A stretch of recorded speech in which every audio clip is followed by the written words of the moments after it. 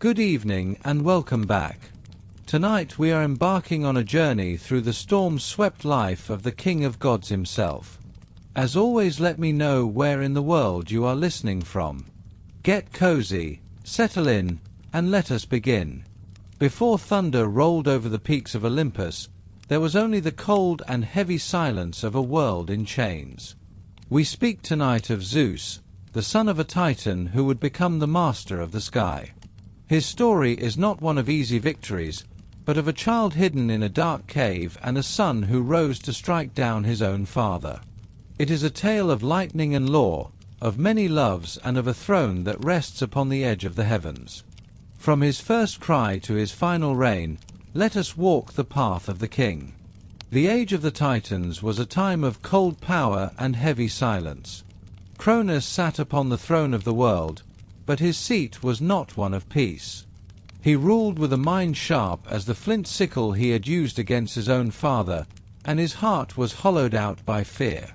It was a fear that did not come from enemies without, but from the children within. The prophecy of Uranus and Gaia hung over him like a storm that refused to break. Just as I was overthrown by my son, so too shall he be overthrown by his own. Those words did not just echo in his memory. They beat in his blood. They were the first thing he thought of when he looked at the sky and the last thing he felt before he closed his eyes at night. So, when his sister and wife Rhea began to bring new life into the world, Cronus did not see a legacy. He saw his own end. One by one, as the infants were born, he took them. Hestia, Demeter, Hera, Hades, and Poseidon. These were the first five, the elder siblings who never knew the light of the sun or the touch of the wind. They were swallowed whole, pulled from their mother's arms and trapped in the dark, sunless belly of the Titan king. He thought he had cheated fate. He thought he had sealed the future behind gates of flesh and bone. But he did not count on the depth of a mother's grief or the ancient cunning of the earth itself. When Rhea felt the stirrings of her sixth child, she felt a change in the wind. This child was different. He did not merely grow, he pulsed with a light that seemed to burn through her skin. She looked at Cronus, who watched her with eyes like cold stars, waiting for the birth so he could consume the threat. Rhea knew she could not lose another. She could not bear the silence of another empty cradle.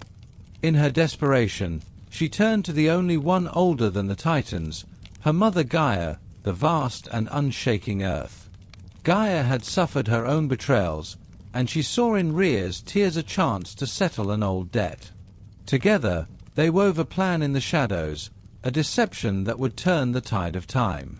Gaia told Rhea to fly to the island of Crete, a place of wild mountains and deep, hidden secrets.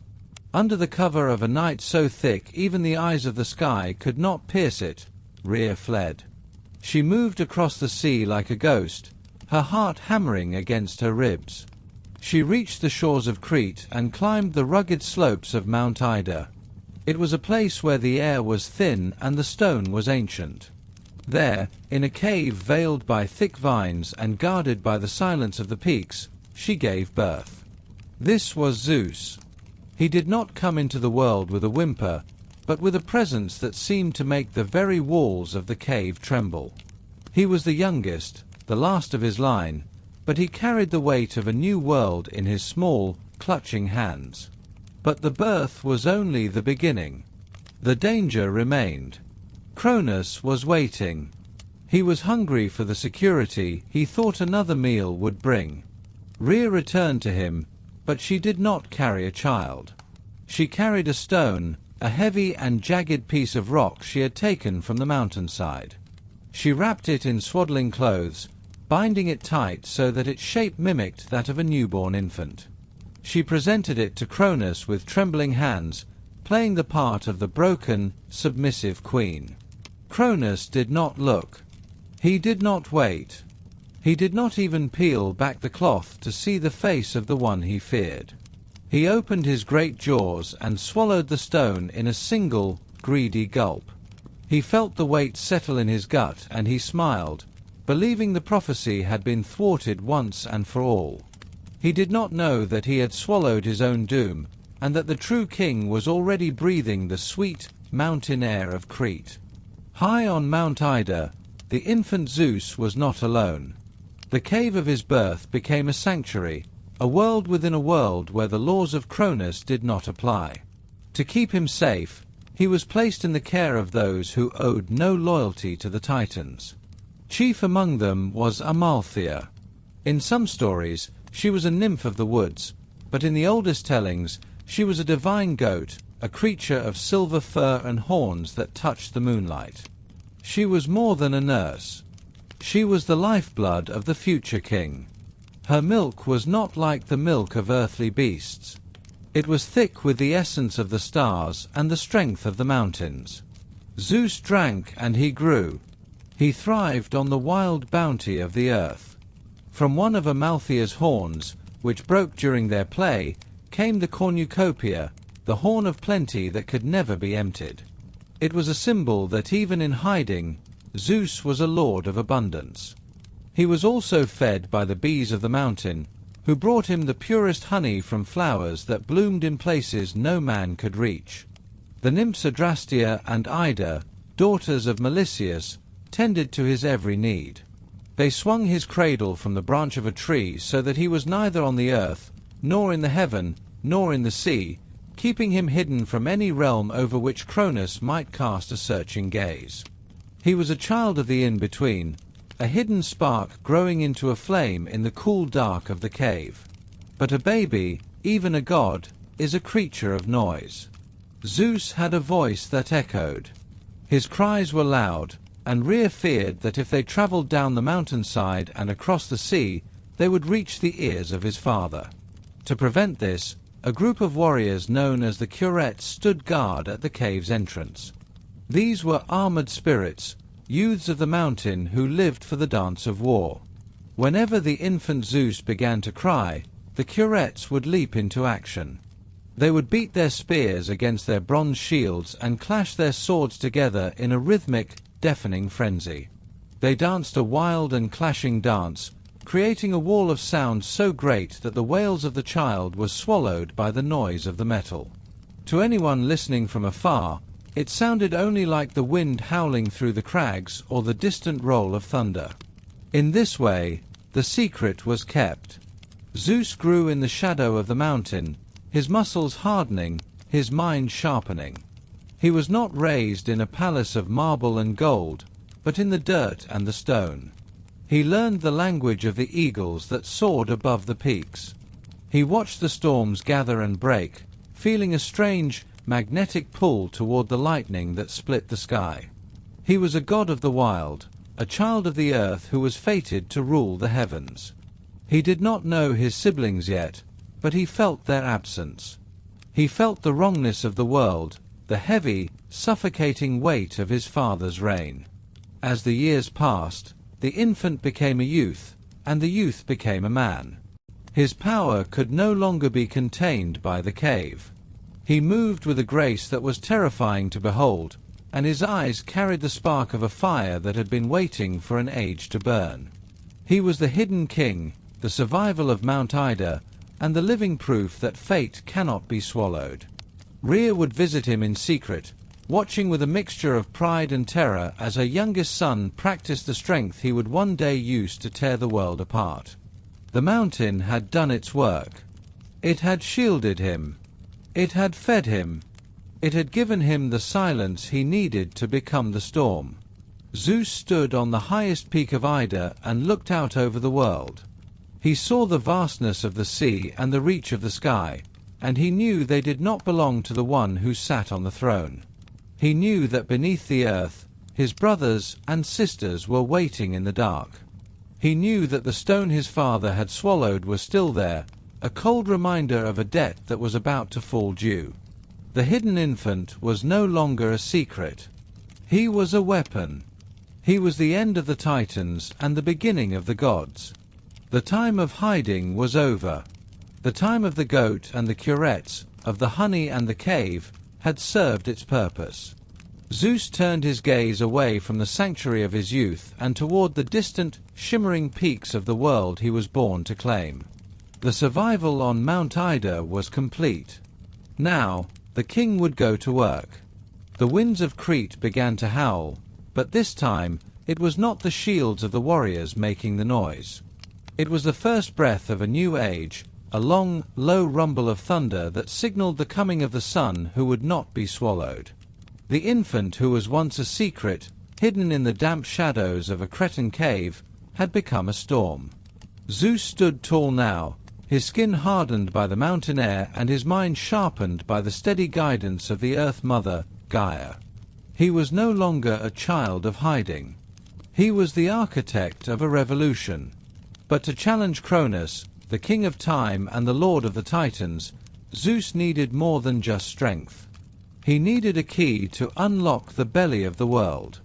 He needed to recover the family that had been swallowed by the darkness of a father's fear. It was Metis, the wisest of the Titan daughters, who gave him that key. She was a being of cunning and deep thought, and she saw in Zeus the end of the old, cruel ways. Together, they prepared a potion, a mixture of honey and magic and a bitter herb that would force the truth from the dark. Zeus, disguised as a humble cupbearer, entered the high, echoing halls of his father. Imagine the tension in that room. The rafters of the Titan palace were carved from the bones of the world, and the heavy air was thick with the scent of ancient power and stale terror. Cronus sat upon his throne, unsuspecting and arrogant in his long reign, drinking deep from the cup his youngest son offered. The reaction was violent and immediate. Cronus doubled over, his immortal body convulsing as the potion took hold. And from his throat came the miracle. First came the stone, the great rock wrapped in cloth that had deceived him years before. It fell to the floor with a sound that shook the palace foundations. Then, one by one, the children emerged. They were not infants, for gods do not grow as mortals do. They came forth fully formed, radiant and gleaming, their eyes bright with the hunger for the light they had been denied for so long. Hestia, the eldest, who carried the spark of the hearth. Demeter, the fertile and golden. Hera, the proud and majestic. Hades, the dark and silent. Poseidon, the restless and powerful. The 6 siblings stood together for the first time, a new constellation of power in a world that had known only the singular, crushing rule of the Titans. They fled the halls of Cronus and climbed the peaks of Mount Olympus. It was the highest point in the land, where the air was pure and the clouds provided a natural fortress against the world below. From that summit, they looked across the valley to Mount Arthres, where the Titans gathered their strength. The line was drawn. The sky was divided. The war that followed was not a battle of days or weeks. It was a war of 10 years, a decade where the very foundations of existence were tested to their breaking point. This was the Titanomachy. It was a conflict that tore the sky from the earth and turned the sea into a boiling cauldron of foam. When the Titans marched, the ground groaned and cracked beneath their elemental weight.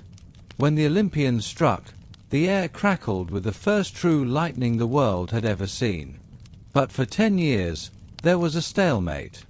The Titans were ancient and vast. They were elemental forces, as old as the mountains they stood upon.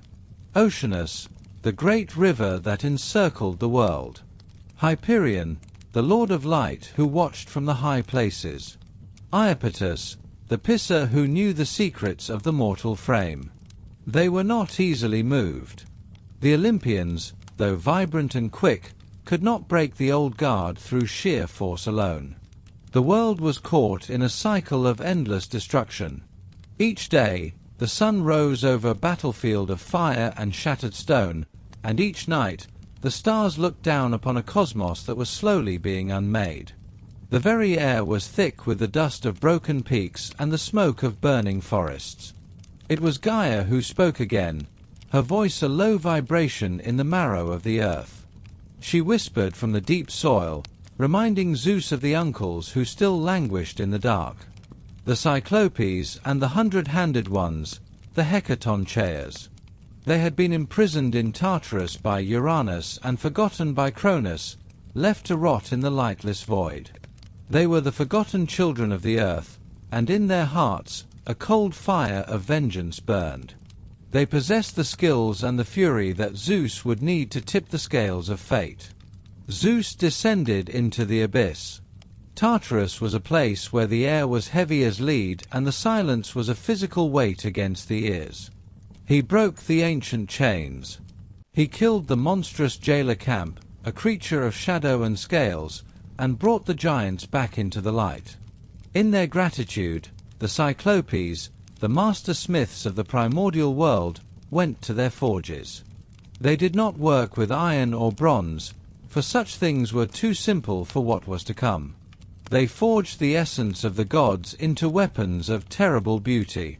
For Zeus, they fashioned the thunderbolt. It was not a mere bolt of electricity, but a weapon of pure cosmic energy, a jagged shard of the sun that could shatter mountains and blind the eyes of the boldest titan. For Poseidon, they crafted the trident, a three-pronged spear that could stir the oceans to madness and cause the earth to tremble with a single strike. And for Hades, they made the helm of darkness, a cap that allowed him to walk unseen even by the eyes of the divine, a shadow within shadows that struck fear into the heart of any foe. With these gifts, the Olympians returned to the heights of Olympus. The final battle was a cacophony of cosmic fury. Zeus stood at the edge of the clouds and unleashed the thunderbolt. The sky turned white with a heat that melted the rocks and turned the sand to glass. The oceans rose in great walls of salt and foam as Poseidon struck the sea bed, flooding the valleys where the Titan armies gathered. Hades moved through the Titan ranks like a silent ghost, striking from the void and spreading a cold terror that the Titans had never known. But it was the Hecatoncheirs who provided the most terrifying sight of all. Each of the three giants had 100 arms and 50 heads. They stood upon the slopes and plucked the very tops of the mountains from the earth. They threw them with a speed that made the air scream. 300 boulders at a time rained down upon Mount Olympus, a barrage of stone that buried the Titan strongholds beneath layers of rubble. The sound was like the world itself was being ground to dust. The earth reeled. The forests were leveled by the shockwaves of falling peaks. The Titans, for all their ancient majesty and elemental power, began to break. They looked up and saw Zeus, wreathed in fire and lightning, his eyes glowing with the light of a new age. They saw a king who was not afraid to burn the old world to save the new one. Cronus fought until his hands were bloody and his golden crown was shattered, but the momentum of fate had shifted. The prophecy of Uranus had come to pass. The Son had overcome the Father, and the age of time was being replaced by the age of the sky. When the dust finally settled, the silence was more profound than any sound that had come before. It was the silence of a grave and the silence of a nursery. The Titans were defeated. They were bound in chains forged from the very marrow of the earth and led down into the black depths of Tartarus. Zeus did not kill them, for they were immortal and part of the fabric of existence, but he sealed them behind bronze gates that would never open as long as the stars remained in the sky. He appointed the 100-handed ones as their eternal jailers, ensuring that the old order would never again rise to challenge the new. The war was over. The great noise of the Titanomachy had finally faded into a ringing silence. The smoke that had choked the sky for 10 years began to drift away, leaving the world cold and hollow. Zeus stood upon the highest peak of the world. He was the victor. He was the youngest son who had survived the belly of his father. He was the rebel who had become the conqueror. He was the savior of his brothers and the breaker of chains. But victory is not a kingdom. It is only the space where a kingdom can be built. The world below was a ruin. The earth was scarred by the heavy footsteps of giants and the falling of stars. The seas were still boiling from the heat of the thunderbolts. The forests were ash and the mountains were broken. Zeus knew that his rule could not begin with more blood. It could not be a reign of mere force, as the reign of Uranus had been. It could not be a reign of suspicion and fear, as the reign of Cronus had been. It had to begin with order.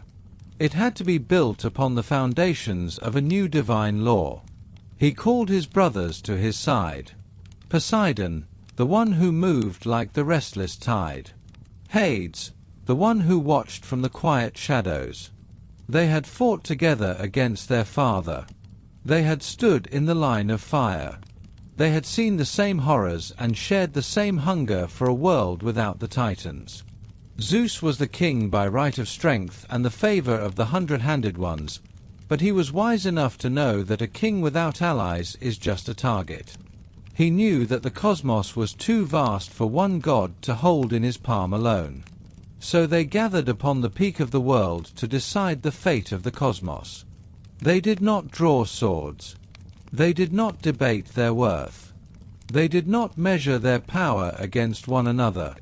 They decided to leave the choice to chance. They decided to let the universe itself speak through the roll of the dice. They cast lots. It was an ancient way to let the fates determine the destiny of the gods. They took a helmet and placed 3 tokens within it. One for the sky, one for the sea, and one for the dark places beneath. The first lot was drawn by Poseidon. He was given the sea. He was given the vast, endless blue that wraps around the world. He became the lord of the deep. He was given the power over the foam and the salt and the tides. He was given the trident, the 3-pronged spear that could stir the waves or crack the earth in two.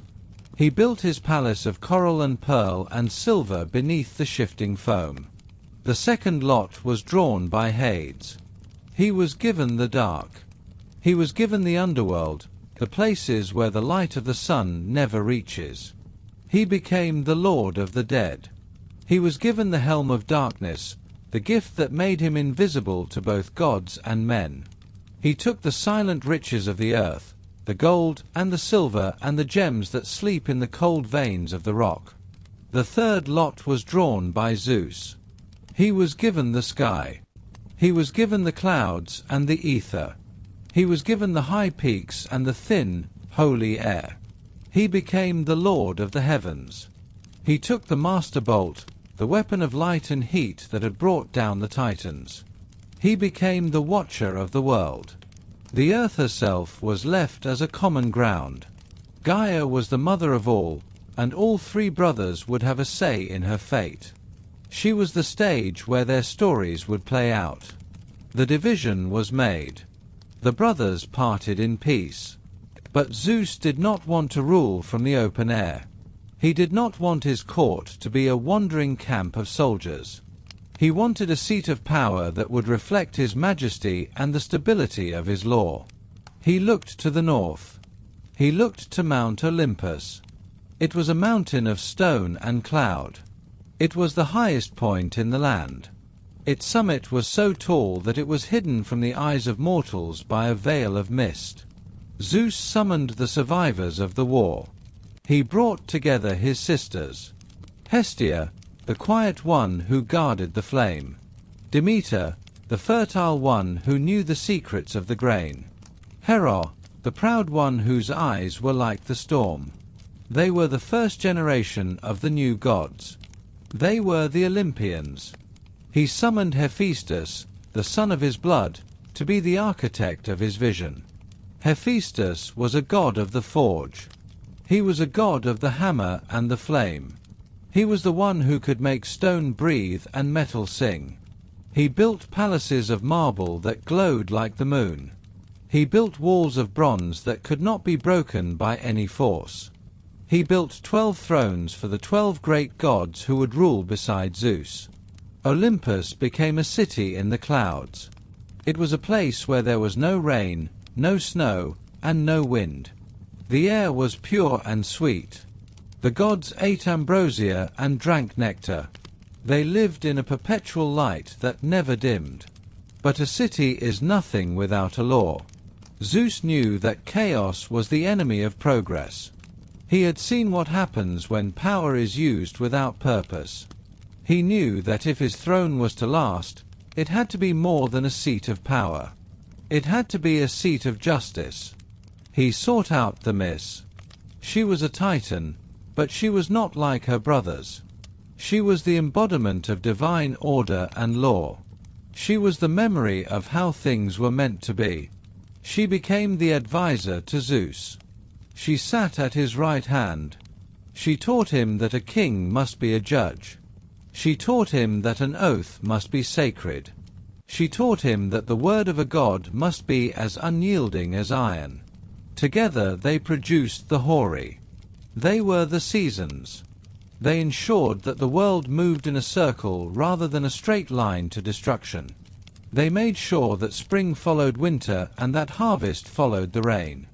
They produced the Morae, the Fates. These were the three sisters who sat at the loom of existence. Clotho, who spins the thread of life. Lachesis, who measures the length. Atropos, who cuts it short with her iron shears. Even Zeus bowed to the Fates. He knew that the world was bound by a logic that even he could not change. He was the king, but he was also a part of the pattern. This was the foundation of his rule. It was a rule of law. It was a rule of seasons. It was a rule of consequences. But the earth was still restless. Gaia was the mother of the Titans, and she did not forget her children. She did not forgive the ones who had put them in the dark. She saw them locked in the pits of Tartarus. She heard their groans through the crust of the earth. She saw the new gods living in their golden palaces while her firstborn suffered in the black abyss. Her grief turned to anger. Her anger turned to a plan. She brought forth the giants. They were the Gegenis. They were born from the blood of the sky that had fallen on her flesh long ago. They were enormous. They were terrible to behold. Some had 50 heads. Others had serpents for legs that hissed as they walked. They were strong enough to pluck ancient trees from the earth as if they were blades of grass. They were strong enough to throw islands into the sea. Gaia sent them to destroy Olympus. She sent them to tear down the marble walls and cast the new gods into the same abyss where the Titans slept. The Gigantomachy began. It was a war that reached the stars. The giants stacked mountains on top of each other. They piled Mount Ossa on top of Mount Pelion. They wanted to climb the very pillars of the sky and strike Zeus from his throne. The Olympians stood at the gates of their home. Zeus threw his lightning until the air smelled of ozone and burnt stone. Athena donned her aegis and led the charge with her spear of wisdom. Ars found his joy in the crash of bronze against bone. But the giants were special. They were protected by a magic as old as the earth. They could not be killed by the hands of a god alone. They could only be killed by the hand of a mortal who fought beside the gods. Zeus looked to the world of men. He saw the strength that was beginning to grow in the valleys below. He summoned Heracles. With the divine power of the king and the mortal hand of the hero, the giants were defeated. They were driven back into the earth. They were crushed beneath the weight of islands. Sicily was dropped upon one. Mount Etna was placed upon another. The earth shook with their final screams of rage. The threat was gone. Gaia retreated into her silence. The Olympians were now the undisputed masters of the cosmos. Zeus returned to his throne. He looked at his court. It was a place of beauty, but it was also a place of tension. He had children. He had siblings. He had lovers. He had to manage the pride of Apollo and the wrath of Ars. He saw the birth of Athena from his own head. He saw the wisdom of Metis become the defense of his kingdom. He saw the arrival of Apollo and Artemis, the twins of light and shadow. He saw the rise of Aphrodite from the white foam of the sea. He had to manage them all. He had to be the father who was also a king. He chose Hera to be his queen. Their marriage was the union of the sky and the heaven. It was a marriage that would last forever, but it would never be peaceful. Hera was as proud as Zeus. She was as powerful in her own way. She became the guardian of the throne. She became the watcher of the household and the protector of the sacred bond of marriage. They ruled from the peak of Olympus. The world was ordered. The stars were in their places. The tides followed the moon. The laws of men were beginning to take root in the soil. Zeus held the lightning. He held the scepter. He looked down at the world he had built. It was a world of light. It was a world of law. It was a world that had moved beyond the chaos of the beginning. He was the father of gods and men. He was the ruler of the Olympian order. The age of the giants was over. The age of the Titans was gone. The age of Zeus had truly begun. He sat upon his silver throne and listened to the music of the stars. The world was his. The throne was his. The lightning was his. But a king must always be careful, for power is a flame that attracts the wind. And Zeus was the master of the storm. He watched the horizon and waited for the next turning of the wheel. He was the king. He was the law. And the story of his life was only just beginning to take its true shape. He looked out over the empire of the clouds and knew that he had finally built something that would endure long after the memory of Cronus had turned to dust. The order of the Olympians was established. The throne was secure. Zeus closed his eyes and felt the hum of the world beneath him. It was a world that finally had a master. It was a world that finally had a name. It was Olympus. Zeus sat upon his golden throne and looked down from the heights of Olympus. The war with the Titans was over. The world was divided. The sky belonged to him. The sea belonged to Poseidon. The dark places beneath the earth belonged to Hades. Order had been established in the heavens. But the earth below was a wild and lawless place. It was filled with monsters that crawled from the ancient wounds of Gaia. It was filled with darkness that had no name. The mortals were weak. They were shivering things of clay and fleeting breath. They lived in the shadows of giants. They died in the teeth of beasts. Zeus knew that a king does not only rule from a distance. A king must plant his own strength into the soil. He must weave his own blood into the history of the world. He did not look upon the mortal world with pity alone. He looked upon it with desire. It was a divine restlessness. It was a need to create. It was a need to seed the earth with the fire of the gods. And so began the age of the great unions. Zeus did not always descend in his true form. His true form was a terror that no mortal could survive. He was lightning and thunder. He was the heat of 1,000 suns. To love a mortal as a god was to destroy her. So he became a master of masks. He became a weaver of illusions. He became whatever the moment required. There was Io. She was a priestess of Hera. She was beautiful and soft of heart. Zeus saw her and wrapped the world in a thick and silver mist. He hid his deeds from the watchful eyes of his queen. In that mist, he came to Io. But Hera was not easily blinded. She saw the unnatural cloud. She descended with the speed of a hawk. To save the girl, Zeus changed Io into a white heifer. He stood beside the cow and claimed it was a creature born of the earth. Hera was shrewd. She did not argue. She asked for the cow as a gift. Zeus could not refuse his queen without revealing his secret. Io was given to Argus. He was a giant with 100 eyes. When he slept, only 2 eyes closed. The others remained open, watching, unblinking.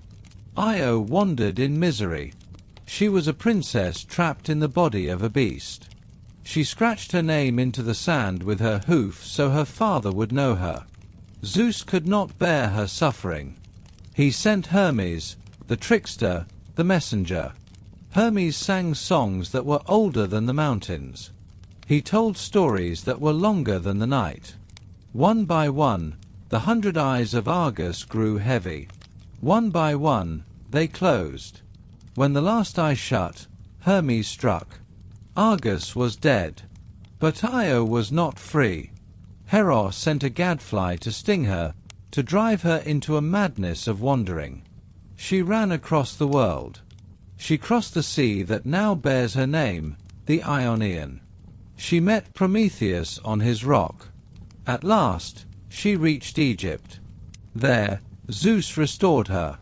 There, she bore a son, Epiphus. From her line would come the kings of Egypt and, eventually, the greatest heroes of Greece. Then there was Europa. She was the daughter of a king in Phoenicia. She was playing on the shore with her companions. Zeus looked down and became a bull. He was not a beast of the field. He was white as the foam of the sea. His horns were like the crescent moon. His breath smelled of saffron and roses. He was gentle. He lay at her feet. When Europa climbed upon his back, he took to the water. He swam across the vast blue waves, carrying her to the island of Crete. There, beneath the shade of evergreen trees, he revealed his glory. Europa bore him 3 sons. One of them was Minos, who would build the labyrinth. He would become a judge of the dead. Zeus was seeding the world not just with warriors, but with law. He was giving the mortals the structure of civilization. But the prophecies continued to hum in the background of the world. There was a king in Argos named Acrisius. He was told that his daughter, Danae, would bear a son who would kill him. He locked her in a chamber of bronze. He buried the chamber beneath the earth. He thought he had cheated fate. He thought stone and metal could keep out a god. He was wrong. Zeus saw the light of Danae in her dark prison. He became a shower of gold. He fell through the roof. He filled the room with light and wealth. He fell into her lap. From that golden rain came Perseus. He was the first of the great slayers. He was the one who would cut the head from the Gorgon. He was the one who would rescue Andromeda from the sea. Zeus watched him from the clouds. He gave him the strength of the divine. He gave him the blood of a king. Hera watched as well. Her jealousy was not a petty thing. It was a force of nature. It was the price the heroes had to pay for their father's attention. Every hero born of Zeus was a target for her wrath. She was the fire that tempered the blade. She was the storm that tested the ship. Without her hatred, the heroes might have lived simple lives. They might have stayed in their homes and died in their beds. But Hera drove them.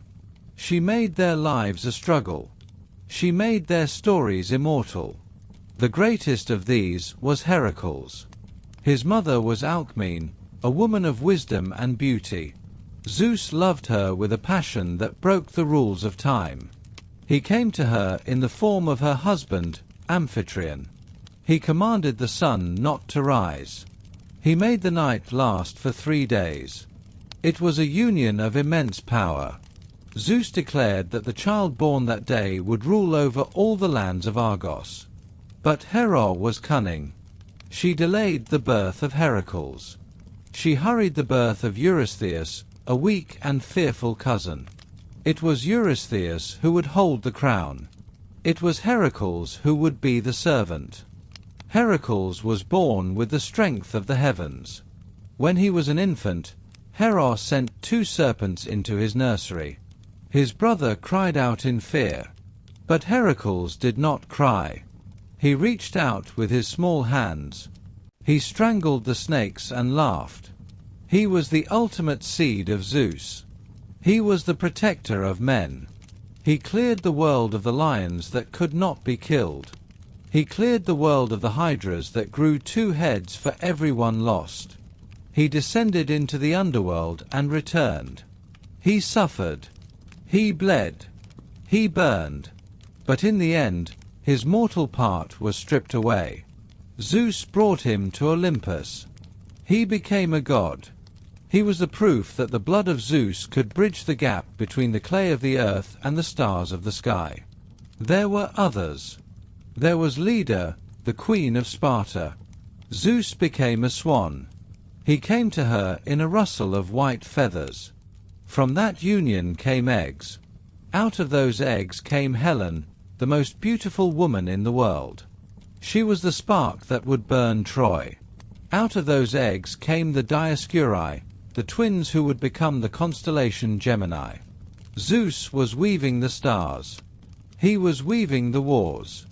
He was making sure that the history of mankind would never be boring. He was making sure that the mortals had something to look up to. There was Semele. She was a mortal princess of Thebes. Zeus loved her and promised her whatever she desired. He swore an oath by the river Styx. It was a sacred oath that even the king of gods could not break. Hera, disguised as an old nurse, planted a seed of doubt in Semele's heart. She told the girl that she should ask to see Zeus in his true glory. She should ask to see him as he appeared to Hera in the high halls of Olympus. Semele made her request. Zeus begged her to ask for anything else. But she would not. He was bound by his word. He revealed himself. He was lightning. He was the raw power of the cosmos. Semele was consumed in an instant. She became ash. But Zeus reached into the flames. He saved the unborn child. He sewed the infant into his own thigh. When the time was right, Dionysus was born. He was the god of wine and madness. He was the god of the vine and the theatre. He was the twice born. He was the proof that even out of destruction, Zeus could bring forth life. The world began to change. The wild places were being tamed. The sons of Zeus were building cities. They were establishing dynasties. They were killing the monsters that Gaia had birthed in her anger. The world was becoming a place of heroes.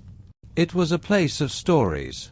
Zeus sat upon his throne and watched the threads of destiny unfold. He was not just a king. He was a father. He was the architect of the heroic age. He had seeded the mortal world with his own essence. He had given the humans the fire of Prometheus and the blood of the gods. But he knew that every age has an end. He knew that the heroes would one day fall. He knew that the beauty of Helen would lead to the ruins of Troy. He knew that the strength of Heracles would end in the flames of a pyre. Yet he did not stop. He did not turn away. He continued to descend. He continued to love. He continued to build. He was the sky that stretched over everything. He was the rain that made the earth fertile. He was the lightning that struck without warning. He was the father of kings. He was the father of gods. He was the father of us all. The world was no longer a yawning void of chaos. It was a garden of heroes. It was a tapestry of myth. And at the center of it all was Zeus. He was the one who saw the potential in the clay. He was the one who dared to mix the divine with the dying. He was the king. He was the seed. He was the storm. And the world would never be the same again. The smoke of the Titan War had long since cleared, and the high peaks of Olympus were no longer just a stronghold, but a seat of absolute law. Zeus did not simply sit upon the throne. He became the throne. He was no longer the hidden child of Crete or the rebel prince with a borrowed sickle. He was the lord of the sky, the gatherer of clouds, and the king whose nod could shake the foundations of the world. But sovereignty is a heavy garment to wear, and for Zeus, ruling the cosmos meant more than enjoying the nectar of the gods. It meant becoming the ultimate arbiter of right and wrong in a world that was still wild, still violent, and still testing the boundaries of the new order. In those early days of his reign, the world was populated by the men of the Bronze Age. They were a hard race, born from the ash trees, and they loved nothing more than the clamor of shields and the red work of the sword. They did not eat bread, but lived on the strength of their own rage, and they offered no prayers to the high gods. Zeus watched them from his heights, and his heart grew cold. He saw that power without piety was a recipe for chaos, and he began to wonder if the world he had fought so hard to win was already beginning to rot. To see if the rumors of human wickedness were true, Zeus decided to descend from Olympus. He did not come as a storm or a golden eagle. He came as a traveler, a weary man in dusty robes, seeking the simple law of hospitality that he himself had decreed. He went to the land of Arcadia, to the palace of King Lycaon. Lycaon was a man of great power but little soul, a king who believed that his own will was the only law that mattered.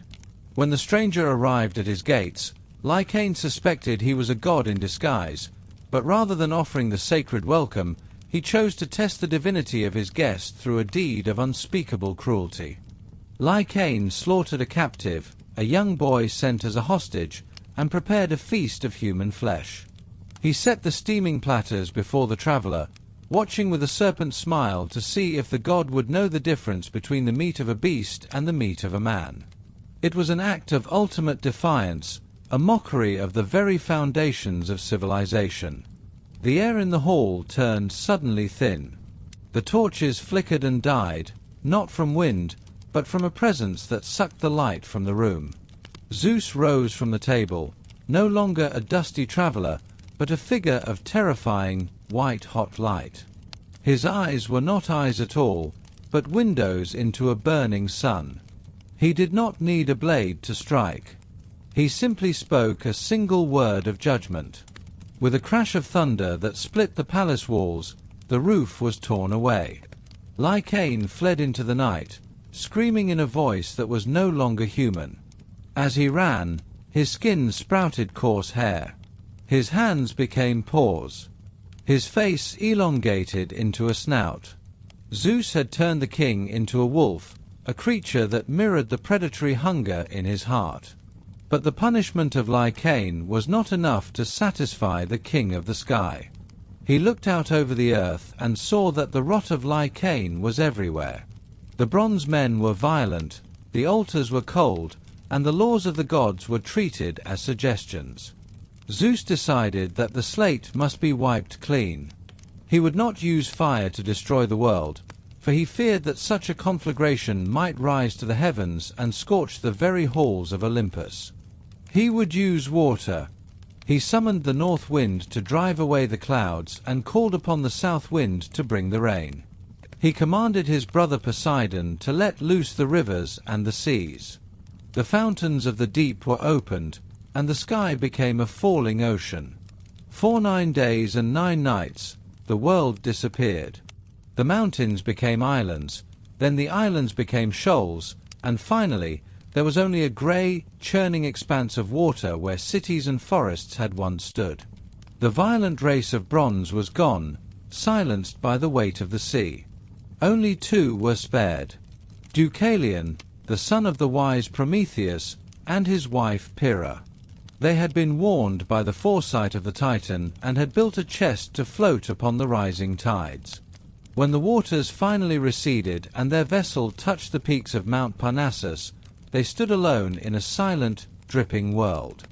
They went to the ruined temple of the Mys, the goddess of justice, and wept for the loss of their kind. The goddess spoke to them in a voice like the rustling of leaves. She told them to cast the bones of their mother behind them. At first, they were horrified, for to disturb the bones of the dead was a grave sin. But Deucalion understood. The mother was Gaia, the earth itself, and her bones were the stones scattered across the mud. As they walked, they threw the stones over their shoulders. The stones thrown by Deucalion became men, and those thrown by Pyrrha became women. From the cold rock came a new race, a race of iron, tempered by the knowledge of the flood and the memory of judgment. This was the nature of Zeus's rule. He was the god of the oath, the protector of the guest, and the enforcer of the cosmic balance. He sat upon his throne with the thunderbolt in his right hand, not because he loved destruction, but because he was the guardian of the order he had created. To break an oath sworn by the Styx was to invite his wrath. To mistreat a beggar at your door was to strike at the king himself. Perhaps the most famous of his judgments was the punishment of the great sinners, those who believed they could outwit the mind of the sky. There was Tantalus, a king who had been invited to the table of the gods and stole their secrets. Like Lycaon, he had tried to trick the Olympians by serving them the flesh of his own son. Zeus cast him into the deepest pits of Tartarus, where he stood forever in a pool of cool water with branches of ripening fruit hanging just above his head. Whenever he reached for a drink, the water receded. Whenever he reached for a bite, the wind blew the fruit away. He was eternally tempted, eternally denied, a monument to the price of divine betrayal. Then there was Sisyphus, the cleverest of men, who thought he could cheat death itself. He had chained the spirit of death and later escaped the underworld through a series of elaborate lies. Zeus did not rage at Sisyphus. He simply gave him a task that matched his futile ambition. He was forced to roll a massive boulder up a steep hill. Every time he neared the summit, just as he thought his labor was finished, the weight became too much, and the stone rolled back to the bottom. Sisyphus was condemned to repeat the struggle forever, a reminder that no matter how clever a mortal might be, they cannot outrun the finality of the king's decree. And there was Ixion, who had dared to lust after Hera, the queen of heaven. Zeus fashioned a cloud in the likeness of his wife to test the man's hubris. When Ixion boasted of his conquest, Zeus bound him to a wheel of fire that turned endlessly across the sky, a son of torment for all to see. These were not just punishments. They were messages. They were the visible signs of the storm that waits for those who forget their place in the hierarchy of the cosmos. Yet Zeus was not only a god of the lash and the bolt. He was also Zeus Maimaktes, the boisterous, and Zeus Mylikios, the easy to be entreated. He understood that a king who rules only through fear will eventually face a rebellion he cannot quench. He established the festivals and the games. He oversaw the boundaries of the fields and the safety of the markets. He became the patron of kings, breathing the spirit of leadership into those who ruled with wisdom, and withdrawing his favor from those who grew tyrannical. He was the Sky King, and like the sky, he was ever-changing. Sometimes he was the clear blue of a summer morning, bringing peace and growth. Sometimes he was the grey, gathering gloom of a winter afternoon. And sometimes, when the wickedness of the world became too great to ignore, he was the flash of white light that changes everything in an instant. To live under the reign of Zeus was to live in a world of consequences. It was a world where a man's word was his bond because the heavens were listening. It was a world where the hearth was sacred because the king of the gods might be the man knocking at your door in the rain. The wrath of the Sky King was not a random fire. It was a calculated storm, a necessary judgment that cleared the air and made room for the light to return. Even as he sat in his high hall, surrounded by the laughter of the other gods and the music of Apollo's lyre, Zeus never truly rested. He watched the threads of fate as they were spun by the sisters in the dark. He listened to the prayers that rose like smoke from 1,000 altars. He knew that the peace he had built was fragile, and that below the surface of the earth, the old powers were still whispering, waiting for a moment of weakness. But as long as the thunderbolt remained in his hand and the eagle watched from his shoulder, the order of Olympus would hold. The king had spoken, the storm had passed, and for now, the world belonged to the children of the stone. The throne of Olympus was not merely a seat of power. It was a vantage point. From the high, white peaks, Zeus looked down upon the world he had carved from chaos and won through war. He saw the cities of men rising like thickets of tall grass. He saw the smoke of 1,000 hearths drifting toward the clouds. He saw the earth, Gaia herself, growing heavy. In the beginning, the world was silent and vast. Now, it was loud and crowded.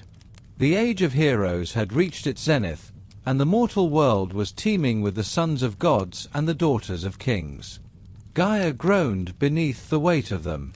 She came to Zeus, not with a song, but with a plea. The earth was tired. Her soil was weary.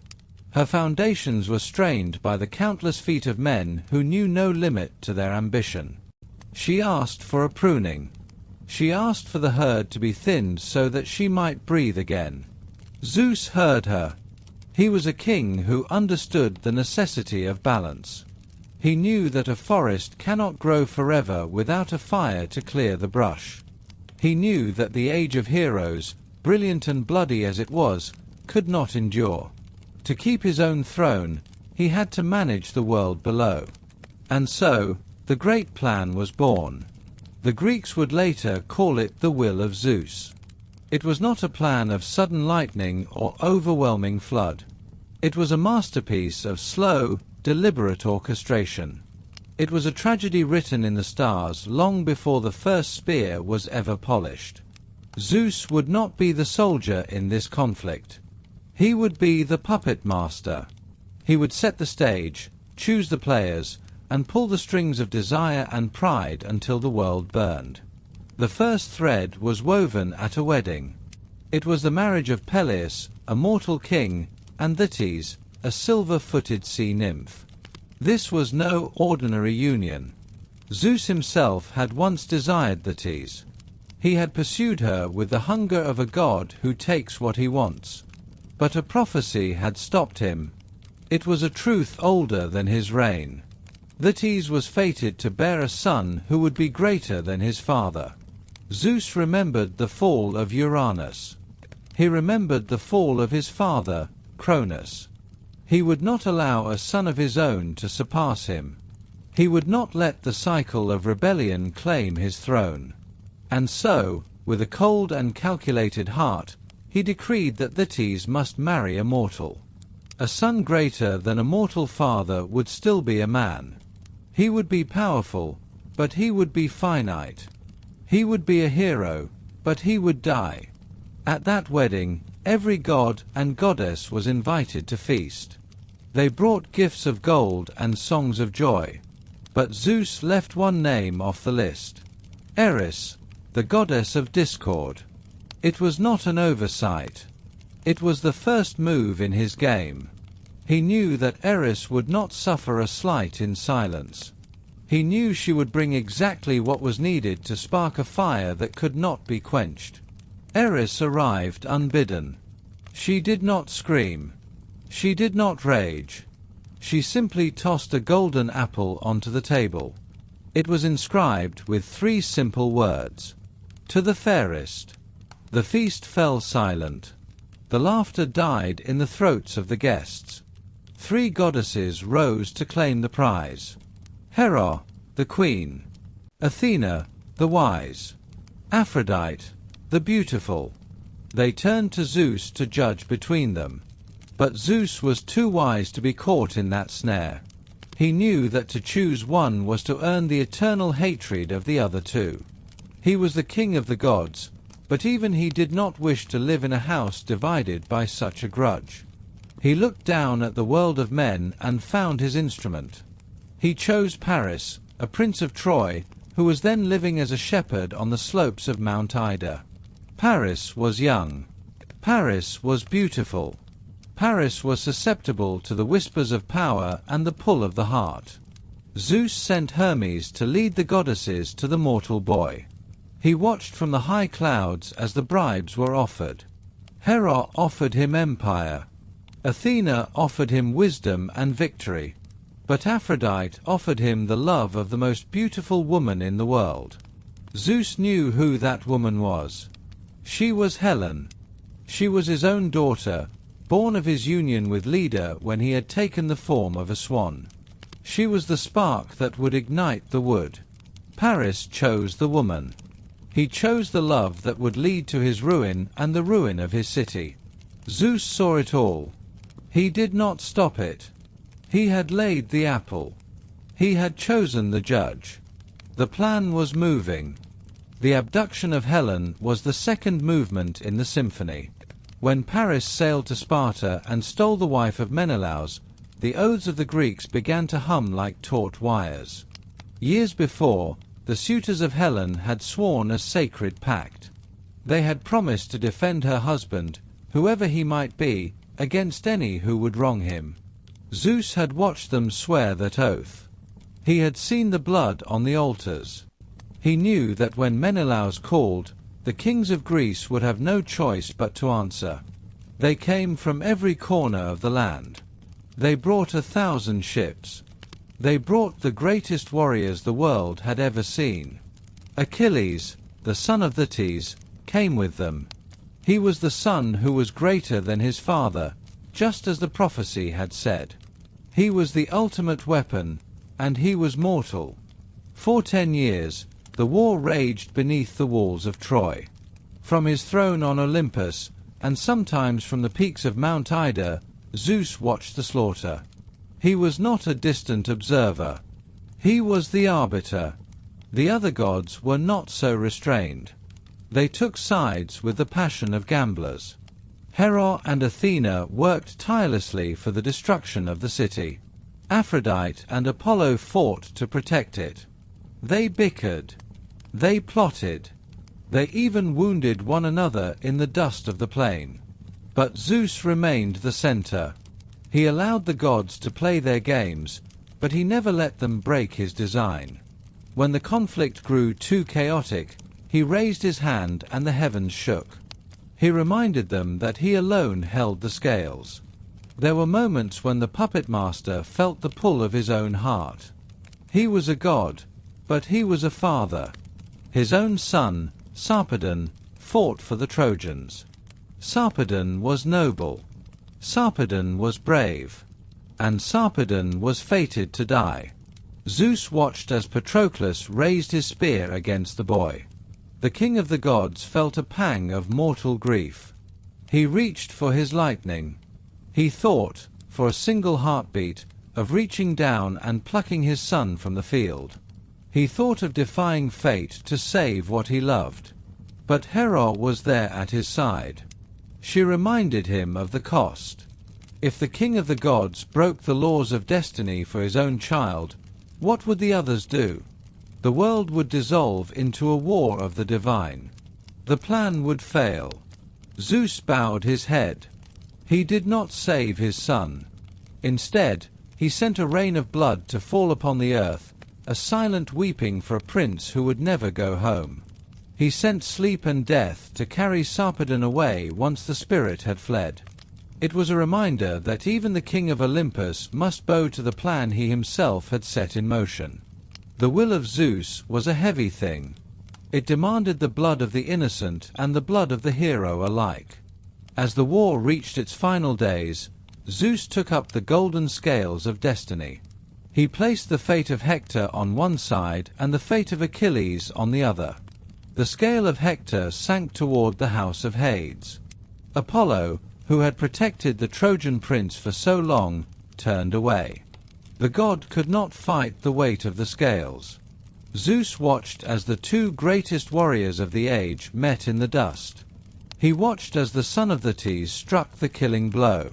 He watched as the body of Hector was dragged behind the chariot. The pruning was almost complete. The greatest of the heroes were falling. The earth was becoming lighter with every death. The fall of Troy was not a victory for the Greeks. It was the closing of a door. When the wooden horse entered the gates and the fires began to burn, the age of heroes died with the city. The great kings who survived the sack would find no peace on the journey home. Agamemnon would find a blade in his bath.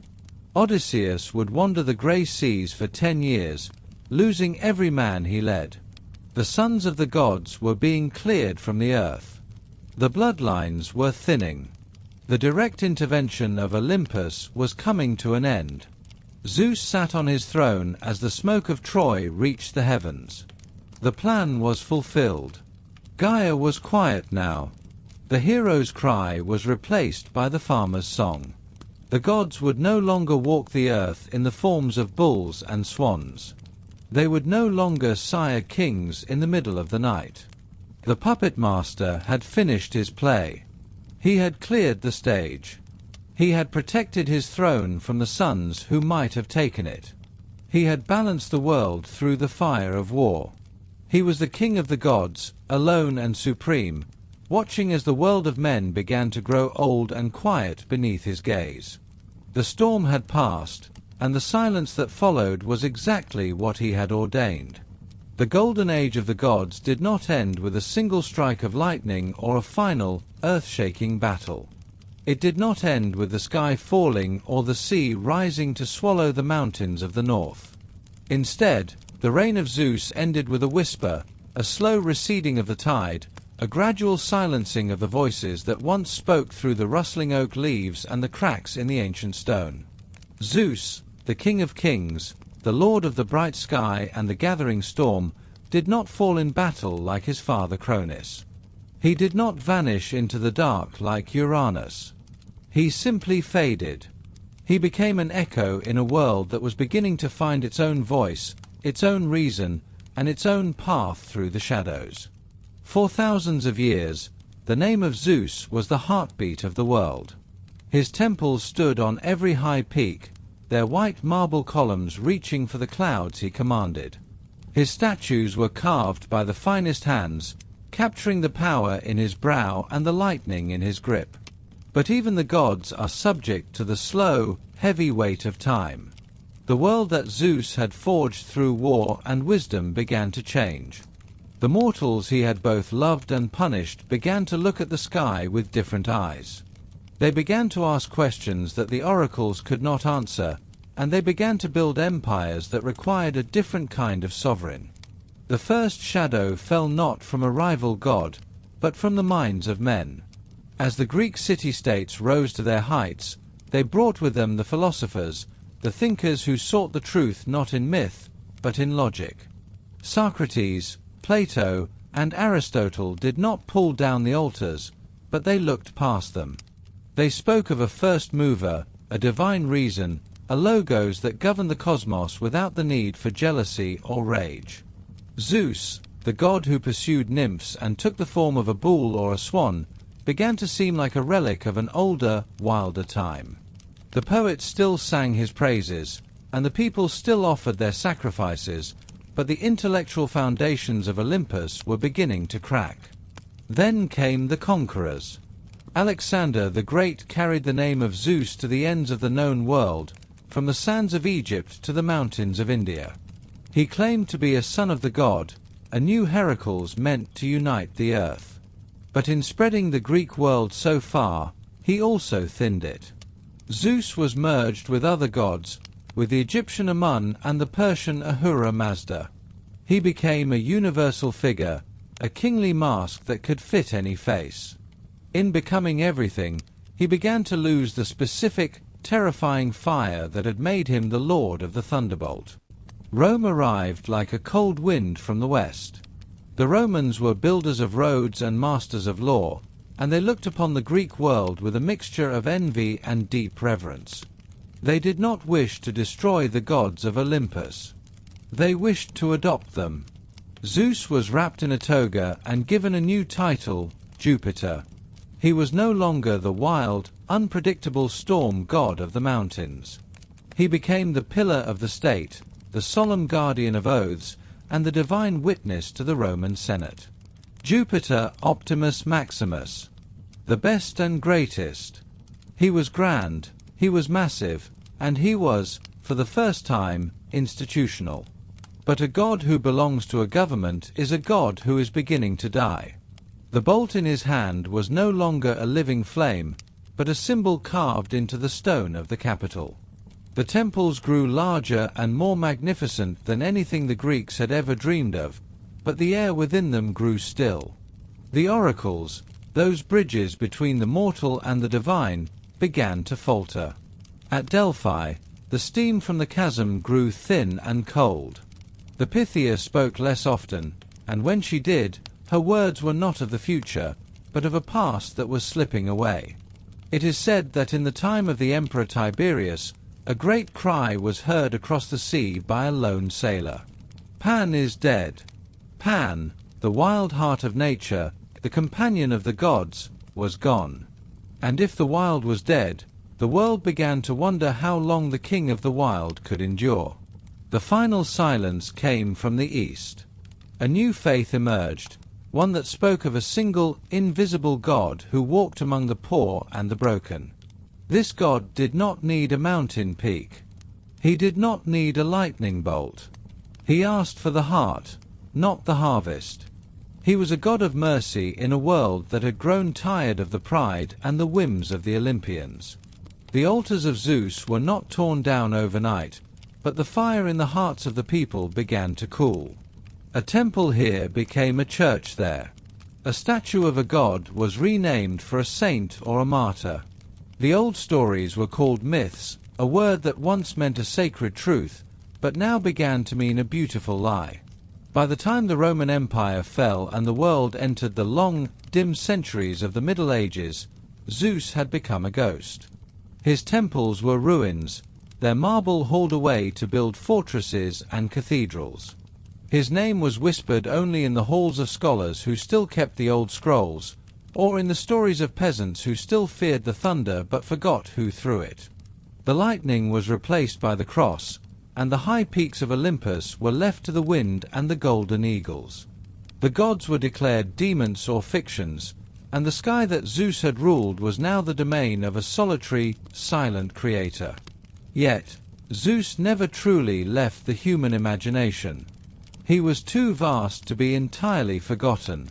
For how can you forget the sky? When the Renaissance arrived, the world looked back to the old light. In the courts of Florence and the workshops of Rome, the gods rose again. They were not reborn as deities to be worshipped, but as symbols of the human spirit. Painters like Botticelli and Michelangelo draped the gods in light and beauty. Zeus returned to the ceilings of palaces, his muscular form representing the power of nature and the majesty of the mind. He was no longer a god to be feared, but he was an idea that could not be killed. The scientific revolution took his name and cast it into the heavens. The largest planet in our solar system, a world of swirling storms and immense gravity, was named Jupiter. It was a fitting tribute to the king of the gods. Even as we looked through telescopes and began to understand the mechanics of the stars, we used the language of myth to describe the wonders of the universe. Zeus became the name of a distant world, a giant that guards the inner planets from the debris of the deep space, acting as a sovereign of the stars just as he had once acted as the sovereign of the Greek hills. In the modern age, the legacy of Zeus has found a new kind of immortality. We find him in our literature, our cinema, and our digital dreams. He is the archetype of the father, the ruler, and the often flawed patriarch. He is the lightning-wielding king in our comic books and the brooding authority in our films. We are still fascinated by his rage, his loves, and his pride, because his stories are mirrors of our own human nature. He represents the part of us that wishes to command the storm, the part that struggles with the burden of power, and the part that seeks to leave a legacy that time cannot touch. Carl Jung, the great student of the mind, saw Zeus not as a dead god, but as a living archetype within the human psyche. He is the image of the animus, the drive for order, authority, and creation. We do not offer him the blood of bulls anymore, but we still encounter him in our dreams and our ambitions. When we seek to build something that lasts, when we stand against the chaos of the world, we are walking in the shadow of the throne he once occupied. He is the eternal sovereign because he is a fundamental part of the stories we tell about ourselves. The bolt may have faded, and the mountain may be silent, but the legacy of Zeus is woven into the very fabric of our culture. It is in our laws, which seek the justice he once promised. It is in our art, which seeks the beauty he once protected. It is in our science, which seeks the truth he once guarded through riddles and thunder. The age of the gods is over, but the world they shaped remains. We live in a house that Zeus helped to build, and though we no longer hear his footsteps in the halls, we can still see his reflection in the windows that look out upon the sky.